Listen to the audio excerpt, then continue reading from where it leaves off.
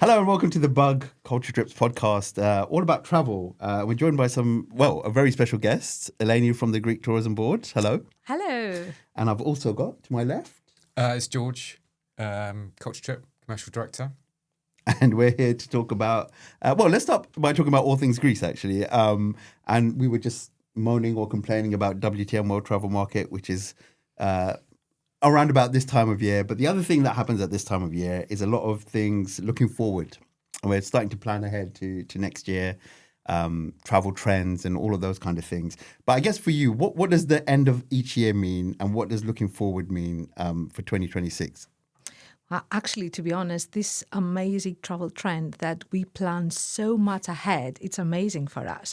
I already see people booking for 2027 and it's just like, wow, this is really for the first time something that is happening so fast. So from one hand, yes, we can see that there is a lot of eagerness for people to want to travel, to go to Greece, where we would like to think so, also plan their holidays. But at the same time, we know that there is a lot of last minute and a lot of people that are just waiting to see. They're money conscious, time conscious. So I think we're just somewhere in the middle.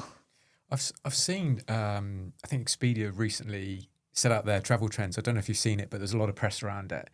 And there was lots of talk about, I think, slow travel, set jetting, all the trends they were expecting last year. Be interesting to see, what have you seen, this year? Have you seen anything in particular stick out as a big trend, particularly for Greece?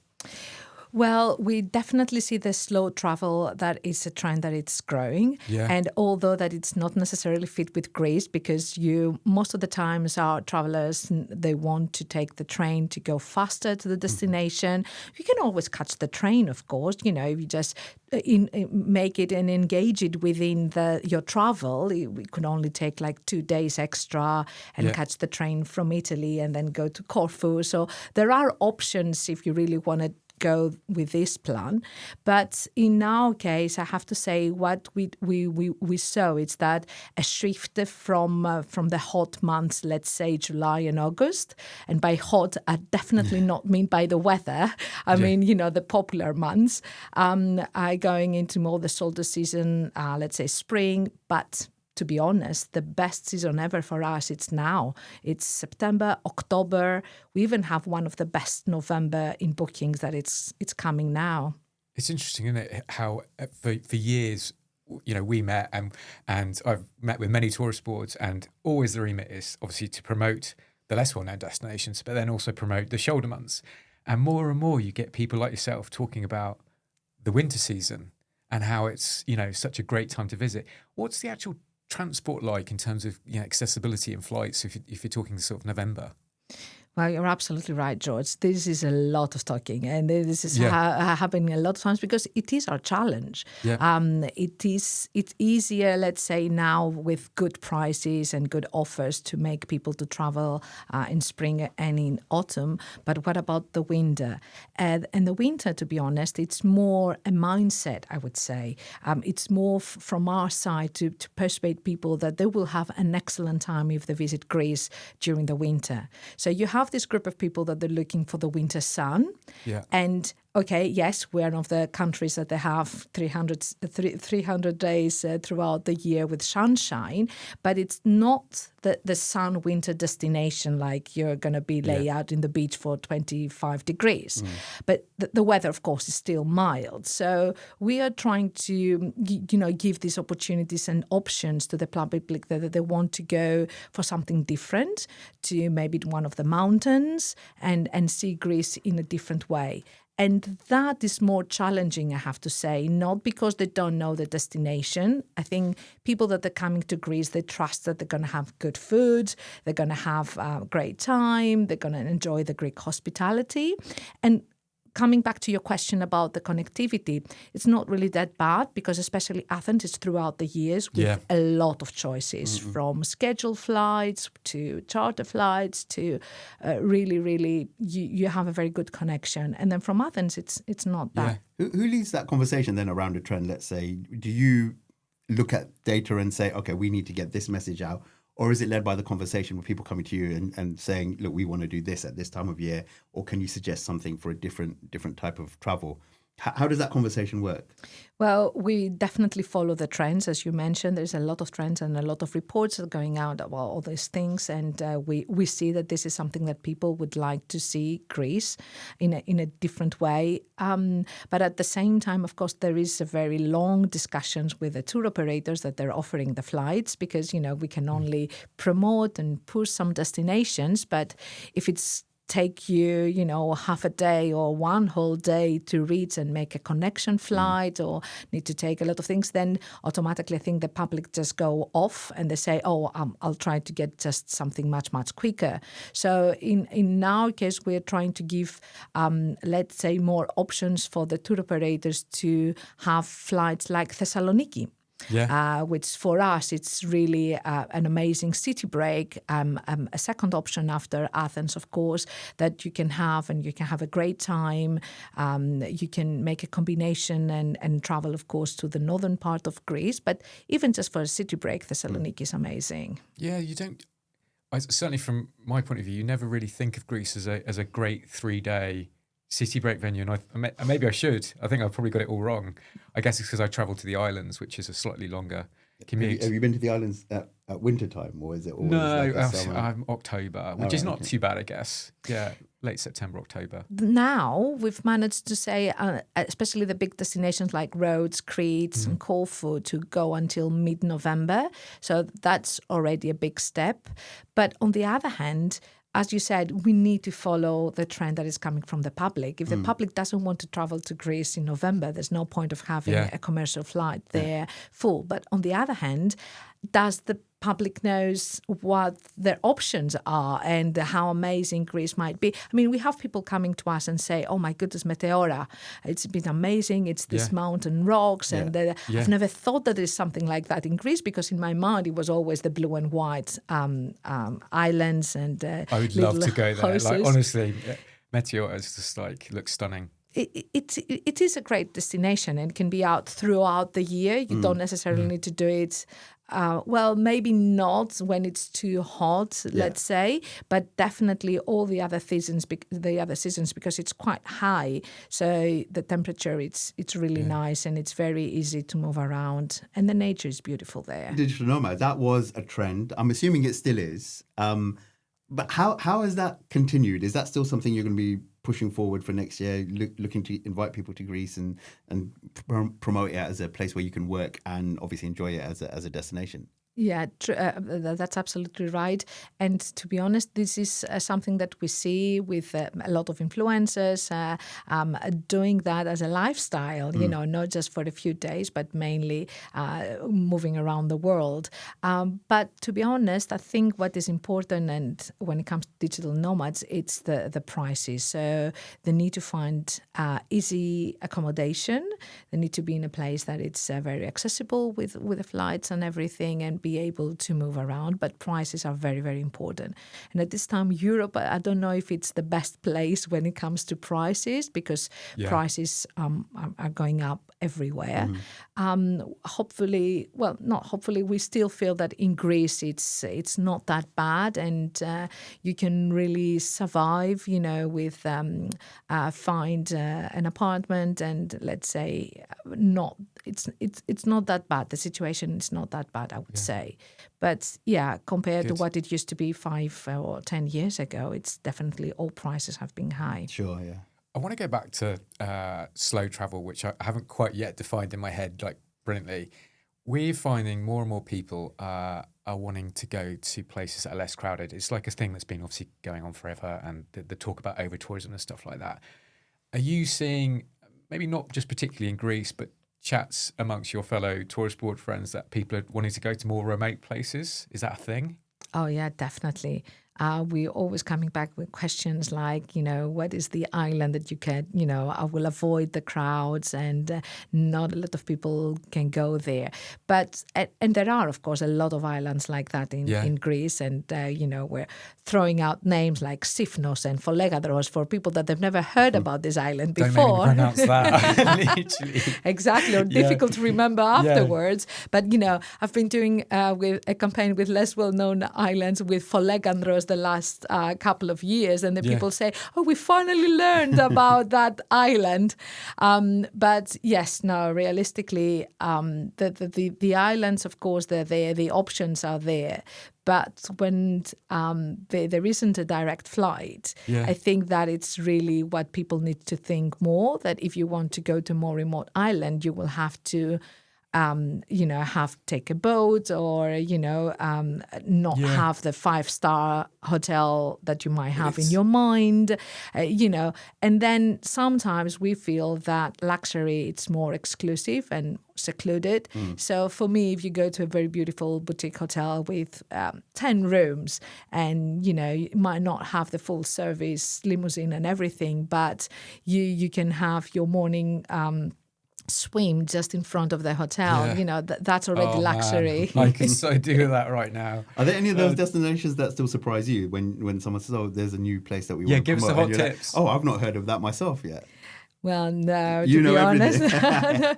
Well, I wouldn't do something right if I didn't know destinations in Greece, to be honest. Well, I haven't been to all the Greek destinations, of course, but I try also personally to, apart from visiting my house in Athens, of course, as I'm originally from, and a summer house in the islands. I'll try to pick, one island or destination that haven't been together as a family. So for this year, it was Castellorizo. I'm sure you haven't heard of it. Yes. Good. Yes. And this is a very small island, not too far away from Rhodes. So you can actually get a direct plane from Rhodes and then get the boat. The speedboat, it's something like, 2.5 hours, which is not that bad. Yeah. And then, it's a completely different world.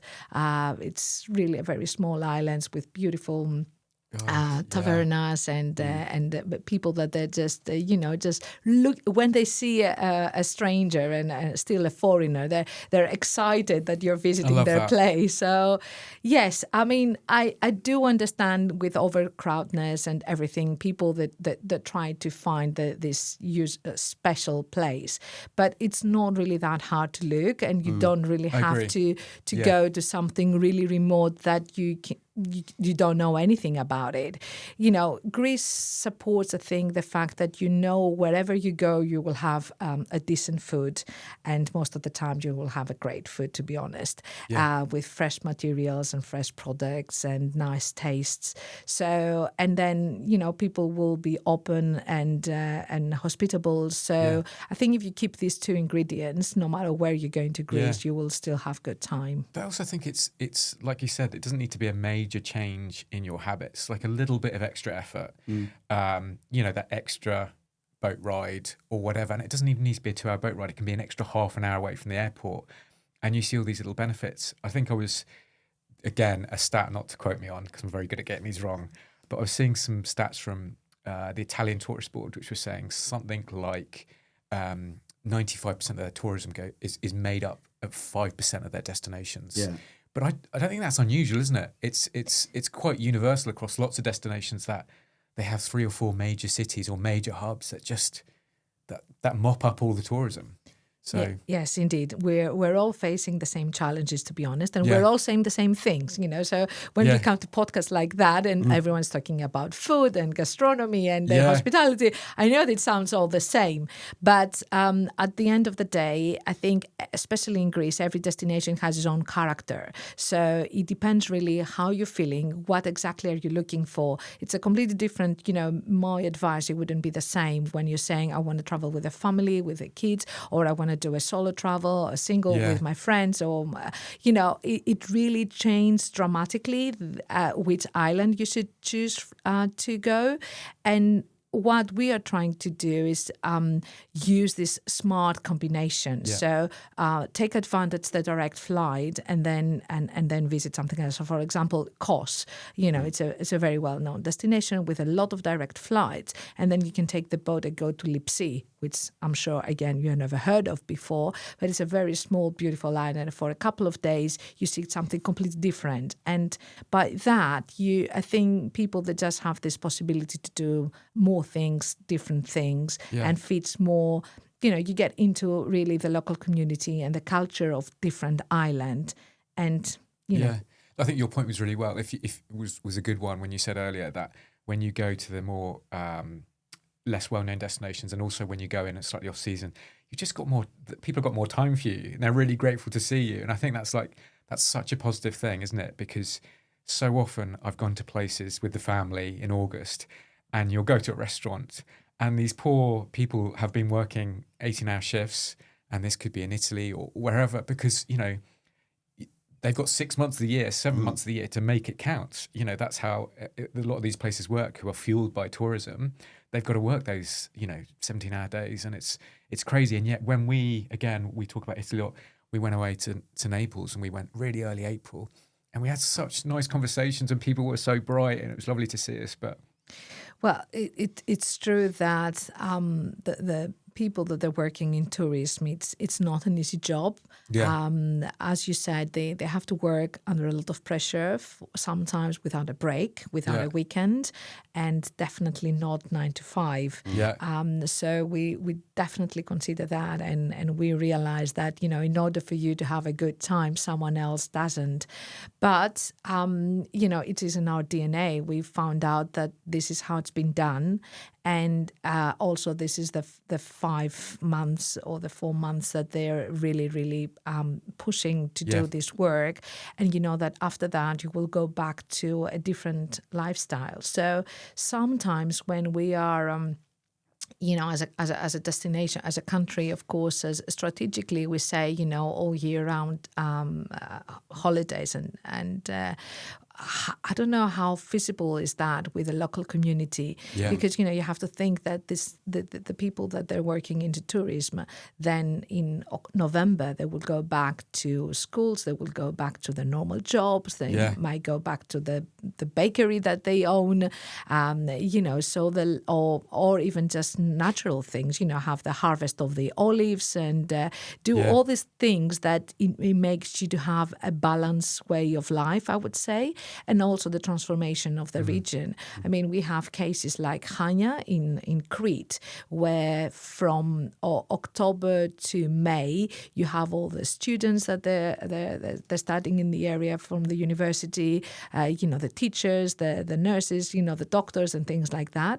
And then the other time, you have all the visitors that they're coming. So the life is in a balanced way. I don't know what will happen if you change all that and you have all year round tourism activity, and you would expect to be on this frantic, crazy rhythm that it's non-stop. Maybe that will change as well. Maybe that will, make it saying that, okay, you don't have to be crazy for these 4 months. Maybe you can just lay down and have a more normal life, which is happening in hospitality when we're talking about Athens and Thessaloniki. Yeah. Because there are year-round destinations that they cannot go crazy only for a few days. They need to be viable and sustainable throughout the year. We've got the same problem. It's sort of locally. I mean, we had the Cornish Tourist Board on only the other day. Sorry, a representative who used to work at Cornwall. And, they have extreme examples there in St Ives and the Southwest in particular, obviously, is a massive hub for tourism. But you go there in November and it's, I wouldn't say it's dead, but obviously extremely different. And that's what's the paradox, to be honest, for me, that people are complaining and say, I don't want to go to this destination when it's quiet because it's overquiet. But I still don't want to go there in July because it's overcrowded. And it's just like, okay. And that's why I think it's important the expectations. Yeah. So if you're a family and you're thinking that you're going to go on the 10th of August in Greece and you expect that you will find a taverna just by yourself, I'm sorry, but it's not going to happen. No matter in which deserted island you might be, it's still going to be plenty people. But if you go there late August, especially to destinations like Koufonisia or even Naxos and Tinos, that they are small islands, you know, the after the 15th of August, they'll all, also the Greeks, because we're taking holidays as well, they're going back to their jobs and things are much, much calmer. So I think, as I said before, you need to know which destination, when to visit for a great performance. And I know, of course, you know, families with children, it's never easy to be able to do that trip in, you know, the first week of September. Yes, of course, there's schools. Take him out. Well, I wouldn't be able to suggest that, but you can always take advantage of the half break. And, you know, end of October, it's, I think you've done Corfu in a half break, haven't you, or sometime? It's Kefalonia. Oh, Kefalonia. I was Fiscade, north of the island. Yes, yes. So, you know, there are options. The flights are there. It's just, again, you know, break the stereotype that Greece is only for the summer. No, you can have a great time also later on and a different time. I wanted to ask you, it's about trends, again, going back to that. And it's, we did a whole podcast on set jetting, the trend of traveling for film locations, film destinations. I think you know what I'm going to ask you about, but if we have a White Lotus the next year, no. Well, actually, that's one of the questions. But then obviously the film that started the set jetting trend, certainly in this modern version of it, is Mamma Mia. Okay, good that you mentioned that. You know, you never know. Of course, it's Mamma Mia. Don't make Pierce Brosnan sing again. Oh, please don't make him sing again. But obviously that had a huge impact. And how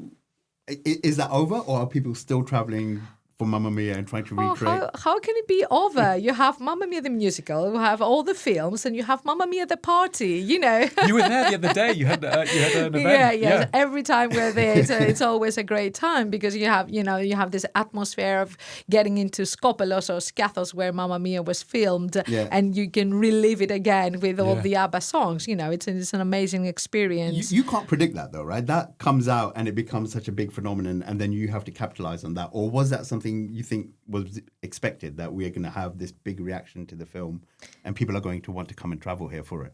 No, to be honest, not at all. And I think the first, when the creators thought about, talking about a Greek island and putting the music of ABBA on it, they definitely didn't think of, that will be still happening 20 years after. Yeah.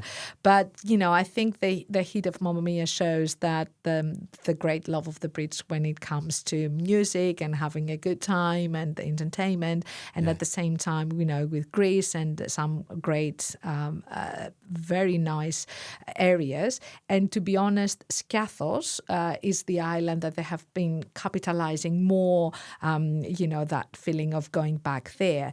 But to be honest, that it's never not enough because, okay, you've seen that, you've done that one day, you've seen, but you need something more. And I think the good thing now with Skiathos is that they really tried to make it much, much easier and more accessible for the travelers. They try to keep the balance, have also the trails, so give some walking experience. So, not just for the Mamma Mia set, which is always, of course, nice, but I think you need to go and talking about trends, of course, the experiences and make them to a product. It's really something that we all seen. We've seen it in the past that it's something that's coming. And to be honest, I don't see it going away because it's a very nice way to travel. And also, for a good cause. Just very, very close by to Skiathos, you have Skopelos, and then this trio islands, it ends with Alonissos. And Alonissos hosts the biggest marine park in Europe, which is the home of the seal monk. And, you have the possibility, of course, with a very respect way towards the nature to visit and enjoy that part. And amazingly enough, for the divers, it's just it's paradise, because there's an old place, shipwreck there that they can go and visit. So I think always when it comes, to the movies, it's a great opportunity, but you cannot just depend on that for the years after. You need to do other things as well. Most important question is, can you give us any information on any movie releases in Greece? You got anything coming up in 2026 that you can tell us about? Well, actually, you haven't seen our new Netflix video, it seems, because we have done a very nice collaboration with Netflix, which is all the movies that have been set in Greece. And it's actually... I didn't know this, have I missed it? Yes. Well, you can watch it in our Visit Greece YouTube, of course, channel. And it's going to be all in WTM, and every opportunity we will show it. It's quite new, so I'm sure that's why you haven't heard it. And it's, a roundup of all the movies set up shooted in Greece that Netflix is promoting. I love that. And I wasn't, by the way, I wasn't trying to give Eleni a shameless plug there. I didn't know. That's really bad research from my half. I will watch it. No, as I said, it's completely new, and sometimes it's not easy to know everything, of course. I'm conscious of time. I don't know where we are for time, but what I was going to say is, and I know you've said we've gone over this a lot, I wanted to go back to food, okay? And they talked about a lot. There's been a couple of places which have really tried to educate people on their fine dining, and I know Greece had a big push on their Michelin star thing. Have you seen an uptick through that? Because I just saw a lot more. I've seen a lot more communication from places that you associate with wholesome, good, fresh food, and stepping it up into, actually, we have some really quite fine dining here. Did Greece see quite a lot of success from that? Well, you see, you've done your homework. You know about that. Yes. Some research, yeah. No, it's food, isn't it? Everyone talks about it. And to be honest, yes, it's a campaign that we're doing the last couple of years with Michelin. Not only, of course, for the French market, but for all the guests that they're coming to Athens. We're trying to highlight the Michelin star restaurants and chefs that they're working there. Of course, we always have to keep in mind that this is a very niche market that we're talking about. People that just coming to us and say, oh, we love fine dining, but what better than a Greek salad, with fresh tomatoes or a fried calamari? Yes, of course, this always will be there, especially if the fresh products, as you said, it makes the whole difference when it comes to Greek salad. But on the other hand, we wanted to show that Greece is not just the moussaka and the souvlaki or street food, but at the same time, we have some fine dining for those that they want to find something different and something really eclectic. Yeah.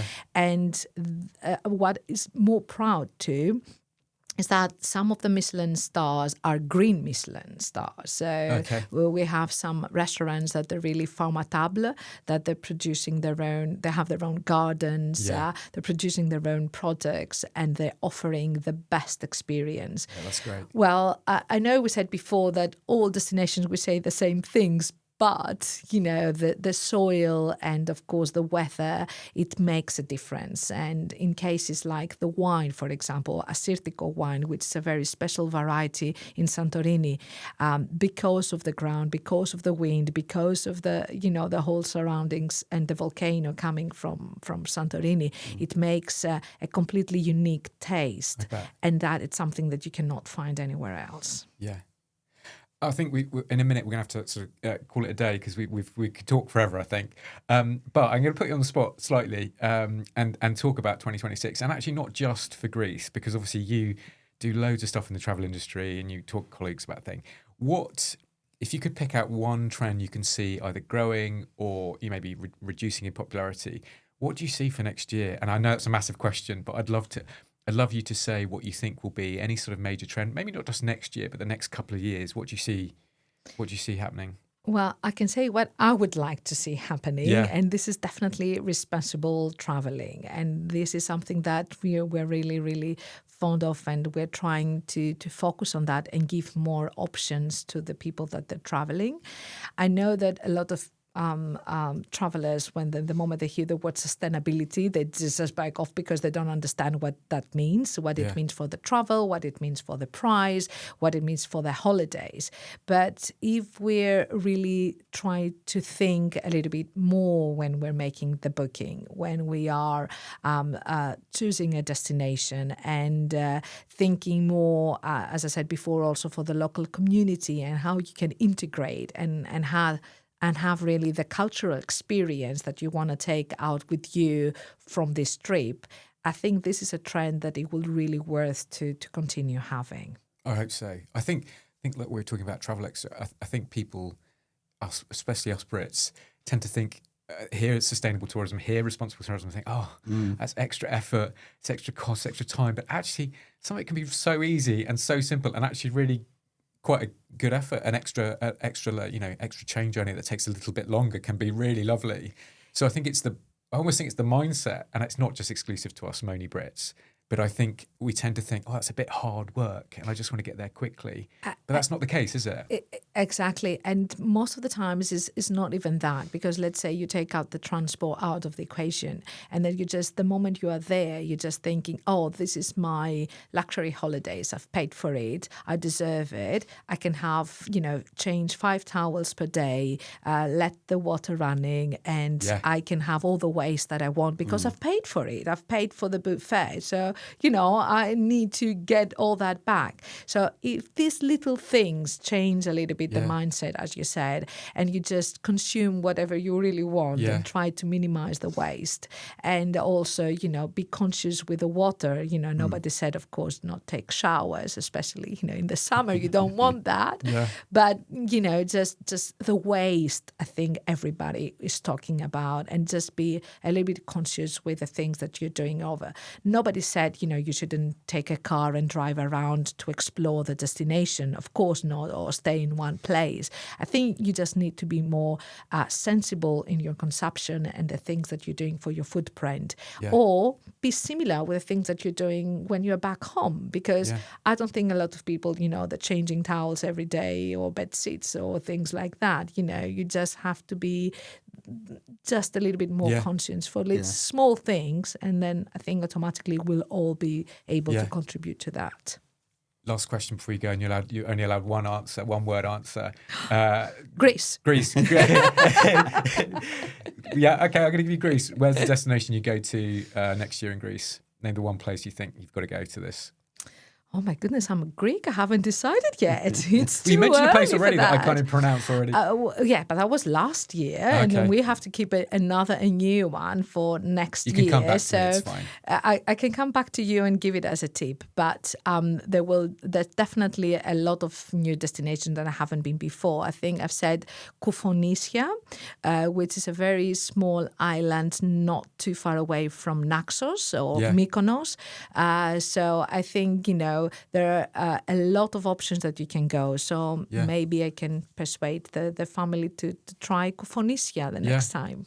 Or fam trip. Yeah, we would do one out there. For sure. We'll do a podcast from there. That's what we really want to do. Yeah, that would be an amazing, but I don't know, how big, to be, because it's a very remote island. I need it. It has something like 3 or 4 bed and breakfast hotels, let's say, that you can go, but beautiful beaches and very, very nice. So why not? We have the next podcast in Koufonisia.